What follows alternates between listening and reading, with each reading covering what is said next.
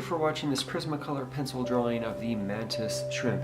This drawing took about 20-25 hours to complete, and that was live streamed over there on Twitch, which is where I've been doing daily live streams. He is part of an ongoing series of realistic creatures and critters that I've been drawing here on the channel.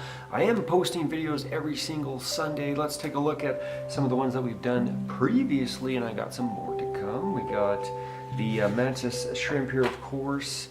We drew the lion. That was sort of a tonal study with black and whites. And then after the lion, I wanted to try another tonal study, but with a little bit of color. That was our tiger friend here. And then before that, we had the red panda. If you guys have any suggestions, please drop down some animal suggestions down below. They could also be critters, spiders, bugs, I don't know. Support the channel by slamming that like button. My name is Kitslams. This is the Slam Fam, and I look forward to seeing you next time.